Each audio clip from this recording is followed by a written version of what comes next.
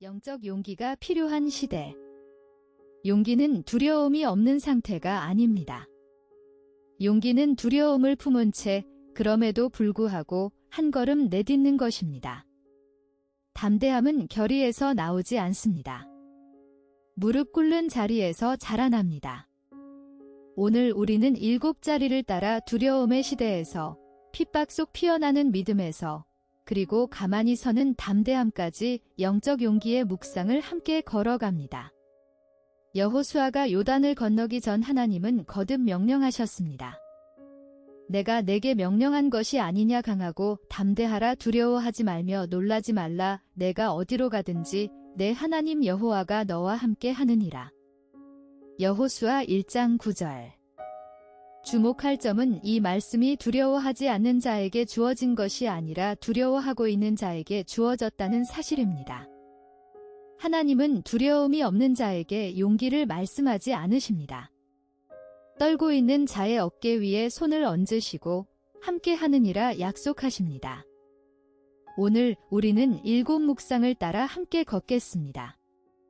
두려움의 시대, 담대함의 원천, 복음을 부끄러워하지 않는 삶, 핍박 속에서 피어나는 믿음, 대가를 치르는 제자도, 시대를 분별하는 증인, 그리고 담대히 설하까지.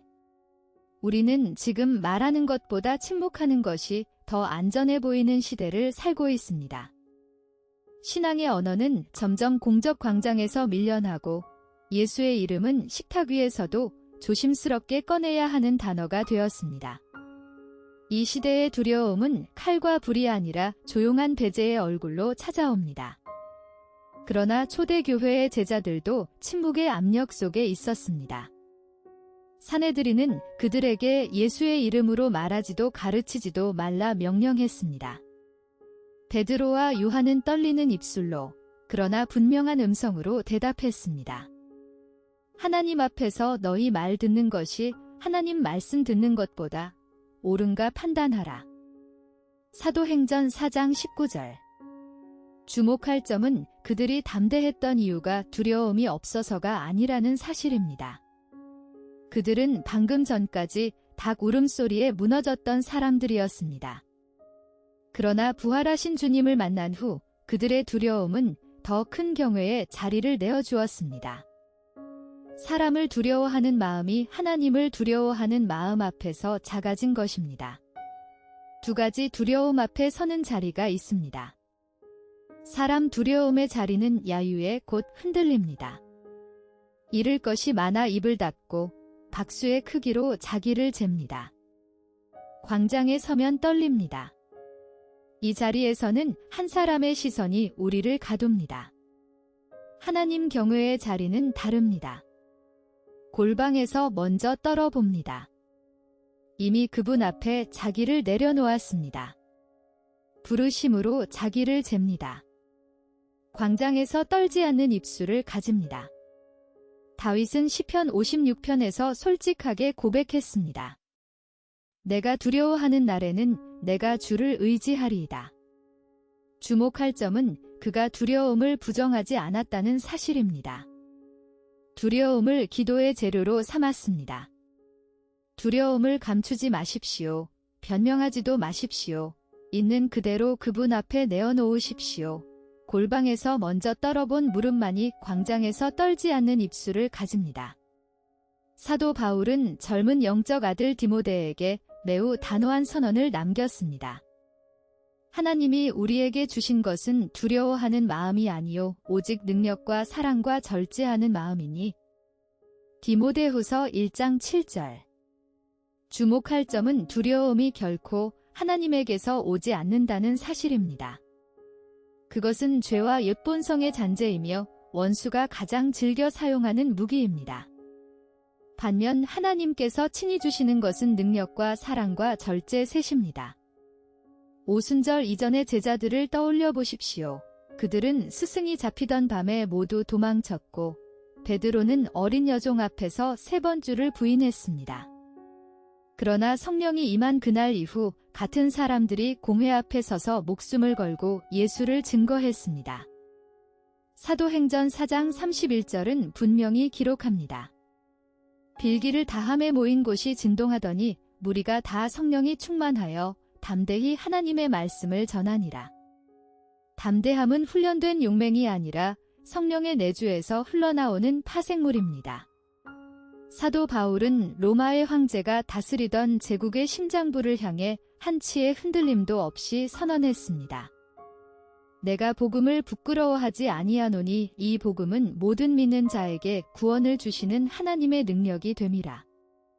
로마서 1장 16절. 주목할 점은 우리가 복음을 부끄러워하는 이유가 복음 자체가 초라해서가 아니라는 사실입니다.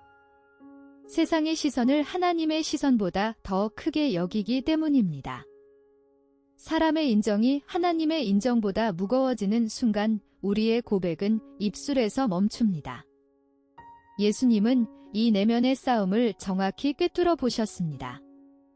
누구든지 이 음란하고 죄 많은 세대에서 나와 내 말을 부끄러워하면 인자도 아버지의 영광으로 거룩한 천사들과 함께 올 때에 그 사람을 부끄러워하리라. 마가복음 8장 38절. 부끄러움은 방향의 문제입니다. 세상 앞에서 부끄러워할 것인가, 주님 앞에서 부끄러워할 것인가. 이 두 갈림길에서 영적 용기는 태어납니다. 신앙의 역사를 뒤돌아보면 교회가 가장 찬란하게 빛났던 순간은 평안의 시기가 아니라 핍박의 한복판이었습니다. 사도 베드로는 소아시아에 흩어진 성도들에게 권면했습니다. 너희 믿음의 확실함은 불로 연단하여도 없어질 금보다 더 귀하여 예수 그리스도께서 나타나실 때에 칭찬과 영광과 존귀를 얻게 할 것이니라. 베드로전서 1장 7절.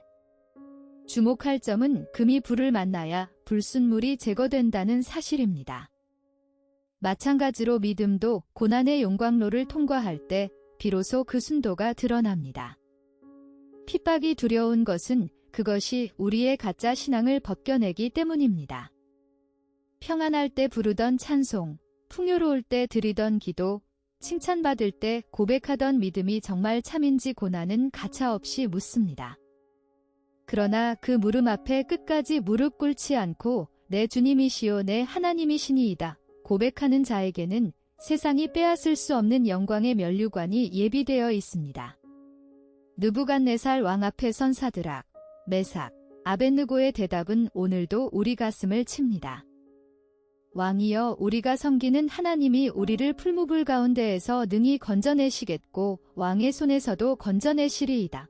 그렇게 하지 아니하실지라도 왕이여, 우리가 왕의 신들을 섬기지도 아니하고 왕이 세우신 금 신상에게 절하지도 아니할 줄을 아옵소서. 다니엘 3장 17절에서 18절. 주목할 점은 그렇게 하지 아니하실지라도라는 표현입니다. 이것이 핍박 속에서 피어나는 믿음의 정수입니다. 기도 응답이 보장될 때 믿는 것은 쉽습니다. 그러나 하나님이 건지지 않으셔도 여전히 그분을 섬기겠다는 고백, 그것이 참된 신앙입니다. 사도 바울도 감옥에서 노래했습니다. 내게 능력 주시는 자 안에서 내가 모든 것을 할 수 있느니라. 빌립보서 4장 13절. 이 구절은 승리의 창가이기 이전에 감옥에서 터져나온 고백임을 기억하십시오. 독일의 신학자 디트리히 보네퍼는 히틀러 치하의 독일 교회를 향해 값싼 은혜를 경고했습니다. 회개 없는 용서, 제자도 없는 세례, 십자가 없는 은혜는 은혜가 아니라 스스로를 속이는 위안일 뿐입니다. 예수님은 따르고자 하는 자들에게 환상을 심지 않으셨습니다. 아무든지 나를 따라오려거든 자기를 부인하고 자기 십자가를 지고 나를 따를 것이니라. 마가복음 8장 34절. 주목할 점은 자기 부인, 십자가, 따름이 제자도의 본질이라는 사실입니다. 예수님은 제자의 수를 늘리려 조건을 낮추지 않으셨습니다. 오히려 더 엄격하게 값을 매기셨습니다. 공사를 시작하기 전에 비용을 계산하라고, 전쟁에 나가기 전에 병력을 헤아리라고 하셨습니다. 누가복음 14장 28절에서 31절. 공회 앞에 끌려간 베드로와 요한의 담대함의 원천은 한 가지였습니다. 그들이 베드로와 요한이 담대하게 말함을 보고 그들을 본래 학문 없는 범인으로 알았다가 이상히 여기며 또 전에 예수와 함께 있던 줄도 알고. 사도행전 4장 13절. 값비싼 은혜의 자리는 셋입니다. 첫째, 자기 부인의 자리입니다. 자기를 부인한다는 것은 자기를 미워하는 것이 아니라 자기를 인생의 중심에서 내려놓는 일입니다. 사도 바울은 분명히 고백했습니다. 내가 그리스도와 함께 십자가에 못 박혔나니? 갈라디아서 2장 20절. 옛자아의 자리를 비울 때 그분의 자리가 채워집니다. 둘째, 십자가의 자리입니다. 십자가는 단순한 불편이나 짜증스러운 이웃이 아닙니다. 그것은 복음 때문에 자발적으로 짊어지는 수치와 손해와 고난입니다. 거짓 보고서에 서명하지 않는 용기, 불의한 농담에 웃지 않는 침묵, 가족 앞에서 신앙을 감추지 않는 고백이 일상의 십자가입니다. 셋째, 따름의 자리입니다. 따름은 충동이 아니라 헤아린 결단입니다. 그러나 한번 그분을 따르기로 결단한 자에게는 결코 가벼울 수 없는 무게의 영광이 함께합니다. 예수님은 시대를 분별하지 못하는 우리의 민낯을 정확히 지적하셨습니다. 너희가 천지의 기상은 분변할 줄 알면서 어찌 이 시대는 분변하지 못하느냐? 누가복음 12장 56절. 주목할 점은 분별이 똑똑함이 아니라 하나님 앞에 깨어있음이라는 사실입니다. 분별의 출발점은 세상 뉴스가 아니라 하나님의 말씀입니다. 다윗은 분명히 고백했습니다. 주의 말씀은 내 발의 등이요 내 길의 빛이니이다. 시편 119편 105절. 분별한 자에게는 반드시 사명이 따릅니다. 부활하신 주님은 제자들에게 숨으라 하지 않으시고 증인이 되라 하셨습니다. 오직 성령이 너희에게 임하시면 너희가 권능을 받고 예루살렘과 온 유대와 사마리아와 땅 끝까지 이르러 내 증인이 되리라. 사도행전 1장 8절. 증인은 변호사가 아니라 본 것을 말하는 사람입니다. 세련된 논리보다 중요한 것은 내가 만난 그리스도가 오늘도 살아계시다는 고백입니다. 에스더는 죽으면 죽으리이다 결단했고 다니엘은 창문을 닫지 않고 기도했습니다. 성령이 부어주시는 것은 셋입니다. 첫째, 능력의 자리입니다. 능력은 헬라어 디나미스로 폭발적인 힘을 뜻합니다. 사도행전 1장 8절에서 약속된 권능이 바로 이것입니다. 능력만 있으면 만용이 됩니다. 그러나 사랑과 절제와 함께 부어진 능력은 진리를 말하는 입과 약자를 위해 무릎 꿇는 손이 됩니다. 둘째, 사랑의 자리입니다. 사랑이 빠진 능력은 사람을 찌르는 칼이 됩니다. 사랑이 빠진 진리는 폭력이 됩니다. 사도 바울은 분명히 권면했습니다. 오직 사랑 안에서 참된 것을 하여 범사에 그에게까지 잘할지라. 에베소서 4장 15절. 사랑은 능력을 사람을 살리는 자리로 바꿉니다. 셋째, 절제의 자리입니다. 절제 없는 능력은 자기의에 도취됩니다. 절제 없는 사랑은 감상에 빠집니다. 베드로 사도는 권면했습니다. 너희 속에 있는 소망에 관한 이유를 묻는 자에게는 대답할 것을 항상 준비하되 온유와 두려움으로 하라. 베드로전서 3장 15절. 담대히 서는 것은 때로 적극적으로 싸우는 것이 아니라 오히려 멈추어 서는 것입니다.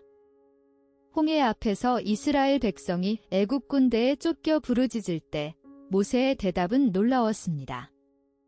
여호와께서 너희를 위하여 싸우시리니 너희는 가만히 있을지니라. 출애굽기 14장 14절. 주목할 점은 우리가 문제 앞에서 분주해진다는 사실입니다. 전화를 돌리고 대책을 세우고 밤새 염려합니다. 그러나 주님은 먼저 멈추라 하십니다. 시편 기자 역시 같은 음성을 전합니다. 너희는 가만히 있어 내가 하나님 됨을 알지어다. 시편 46편 10절. 가만히 서는 자리가 곧 담대히 서는 자리입니다. 세상이 요동해도 흔들리지 않는 것은 내가 강해서가 아니라 나를 붙드신 손이 강하기 때문입니다. 두려움이 사라져서 담대한 것이 아닙니다. 두려움을 안고서도 주님만 바라보기로 결단할 때 그 순간이 곧 담대함입니다.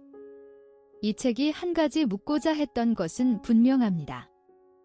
두려움 앞에 침묵할 것인가, 떨리는 입술로라도 한 걸음 내디딜 것인가. 두려움의 시대, 담대함의 원천, 복음을 부끄러워하지 않는 삶, 핍박 속에서 피어나는 믿음, 대가를 치르는 제자도, 시대를 분별하는 증인, 그리고 담대히 서라. 7 묵상을 따라 우리가 함께 걸어온 길은 결국 한자리로 우리를 데려갑니다. 내가 내게 명령한 것이 아니냐 강하고 담대하라 두려워하지 말며 놀라지 말라 내가 어디로 가든지 내 하나님 여호와가 너와 함께 하느니라. 여호수아 1장 9절. 두려움을 안고서도 주님만 바라보기로 결단하는 그 순간이 곧 담대함입니다. 지0 6시대 분별의 7번째 묵상이 마무리됩니다. 다음 묵상은 소수의 목소리의 자리에서 다시 만나 뵙기를 기다립니다. 오늘의 자리에 잠시 더 머물러 당신이 떨고 있는 그 한자리에 그분의 손을 올려보십시오. 구독과 좋아요는 다음 영상의 빛이 됩니다. 우주나 Q3 채널에서 다시 만나요.